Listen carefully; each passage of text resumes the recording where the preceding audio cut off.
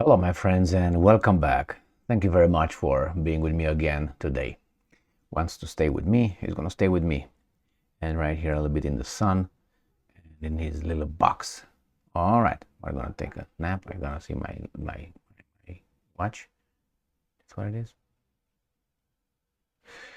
Yesterday, I made a video regarding Israel's bombardment of a refugee camp in Gaza, killing some people, and then their idiotic justification.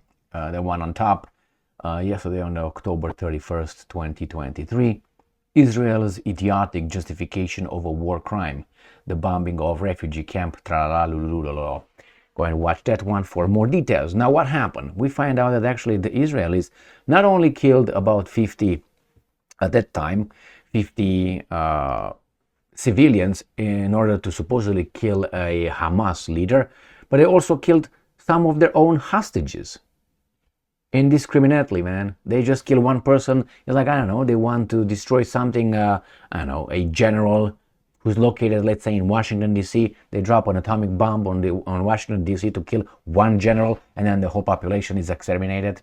This was the logic of these guys. So let me show you this article coming from Sputnik right here. It is from 4 hours ago. Hamas military wing says 7 hostages killed in bombing of Jabalia refugee camp on Tuesday. Now remember, it doesn't necessarily mean that if these guys said it is necessarily a lie. Like it doesn't really mean that if the United States government says something, that's necessarily the truth. Why? A pattern. Patterns.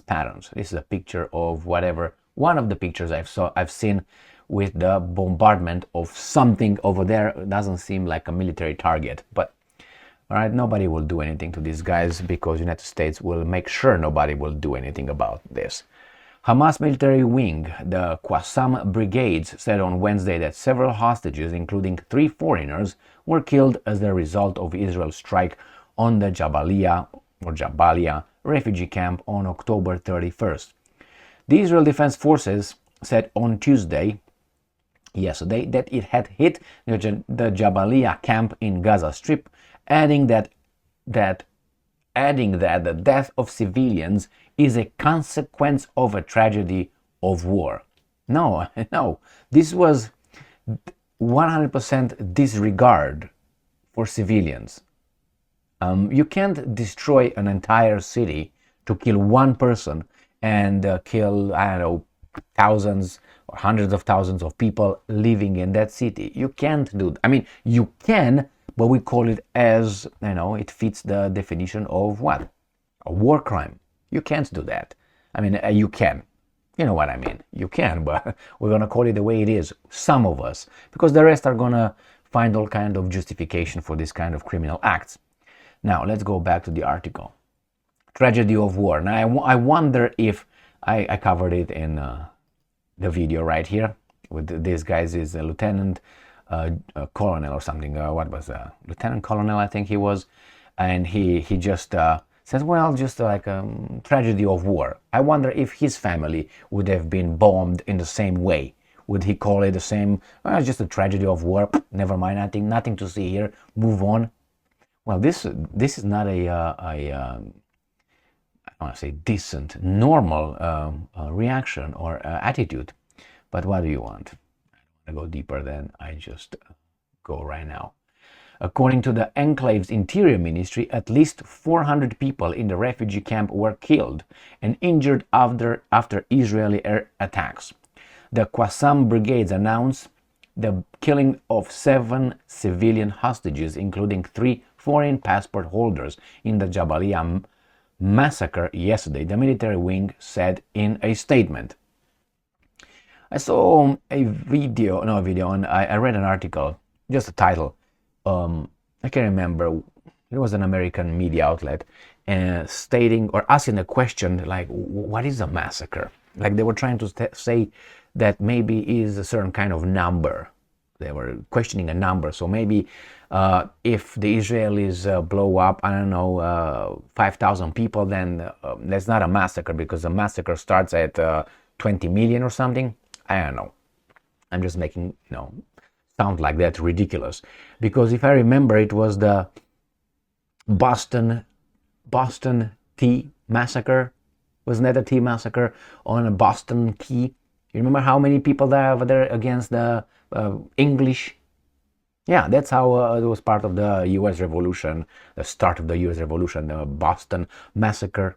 I think it were 4. Now, you can say, well, if that's your family, Emil, you would call it a massacre. Yes, I would. Of course I would. But I'm just saying, if the Americans called it from then, 1776, right, or about that time, 1776, right, 1876, 1976, plus about 50 more years, so 250 years, let's say, of roughly, these guys call that massacre, are going to change now because we have different actors that would fit the definition clearly. So killing those 7, if they were killed, but according to these guys right now, they claim that, and we don't know if they killed them or the Israelis killed them. But as of now, this is the evidence we have. Remember when after the Americans invaded Iraq under false pretense and all that, remember what they said? What was their justification when they were asked, hey, you lied to us. You lied to us that there were weapons of mass destruction. There were no mass. You know what was their justification? And we were supposed to just jump like a bottom feeder. It was, well, that's the information we had at that time. So we acted upon the information we had at that time. That was the US government's statement and position regarding the false claims that I think they knew there are in weapons of mass destruction in Iraq. So right now I'm doing the same thing, and I expect to be accepted as it was in the case of the great United States government, which never lies. Okay? So if they acted killing, destroying countries, Afghanistan and Iraq, based on false claims that they had at that time, and they thought, which I don't believe, they thought they're true and they're accurate, I should be allowed to say certain things nowadays and say, well, based on the information I had now at 9:54 or something, or 54, I should be allowed to say. Now, if tomorrow these guys come and say, well, actually there was the Hamas killing those guys, it's a different story. I will use that one, the information having at that time. But guess what? I'm not gonna be held accountable at the same level as the U.S. government. Why? Because my comments have a supposedly a bigger impact on the world as the U.S. government would have with its Pentagon and military industrial complex, right? Right. All right, my friends, here it is. A tragedy of war. If these guys kill their own hostages, or the hostages these guys have, what does it mean? They don't give up. They're over there just killing those guys as, those little black creatures.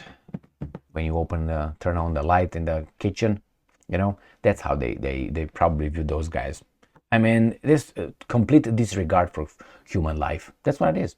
I mean, just to think that the guy might be in the area, these were the words they used yesterday, might be in the area to destroy and kill so many people. I read an article here, there were about 300 injured and 50 some dead over there at the hospital. Again, if Hamas lies, it lies, but the Israelis did not deny dropping bombs on that refugee camp.